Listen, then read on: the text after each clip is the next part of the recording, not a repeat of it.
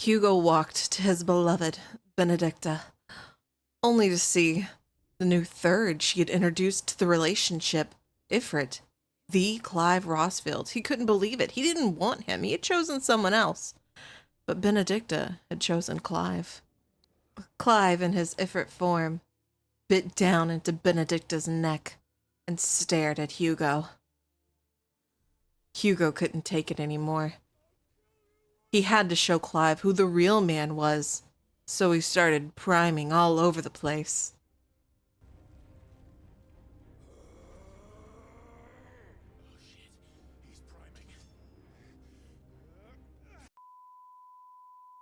So I finally finished Final Fantasy 16, and I'm here to review it today.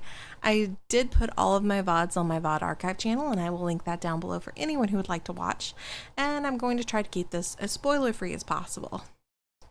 So I haven't done a review in quite some time, and I just kind of want to give you my overall thoughts of the game instead of going super in-depth with every single thing about the game, and just give you some of the likes and dislikes and what my thoughts were overall.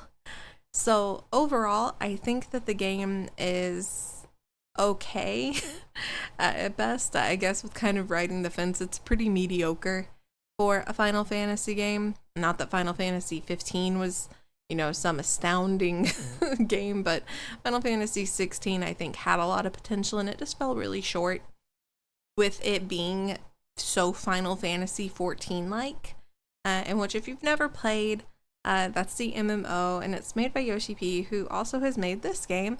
I've been playing 14 since about Heaven's Ward, so this formula that they're using for the game where you fight a bunch of trash mobs, then you fight a mini boss, and then more trash mobs, and then another mini boss or a big boss is kind of how they've done it and how they've done each of the areas. So I think that combined with not having any party members and being so self-indulgent in the cutscenes, while they are really beautiful and fully voice acted and the music's really great, just playing a game to watch cutscenes is never really what anyone wants, and that's kind of what this was. I enjoyed the story for what it was. I also like European history, so I think that's kind of why I liked it so much. But overall, I think the game was very mediocre and not really what I expected out of a Final Fantasy game. I like having a party of people that you grow to know and become very invested in, and I didn't feel really invested in any of the characters. The side quests were very boring, very reminiscent of early Final Fantasy 14.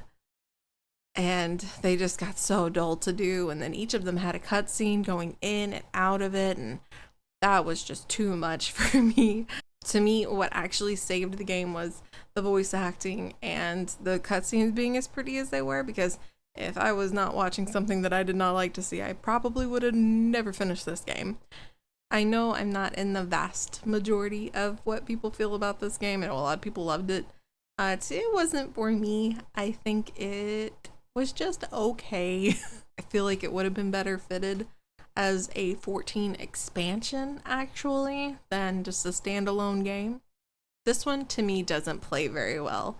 While the story's fun to watch, I didn't really spend that much money on a game to watch it. This is just my personal opinion. Take it with a grain of salt. If you did enjoy it, I'm so happy, and I'm really glad that you enjoyed the Final Fantasy. Hopefully we get more leaning towards a Final Fantasy VII remake, just because I think they play a little bit better than this did. But overall, that's my review of Final Fantasy. It's not good, but it's not bad. So I hope you enjoyed the review. Thank you for watching, and I will see you next time. Bye!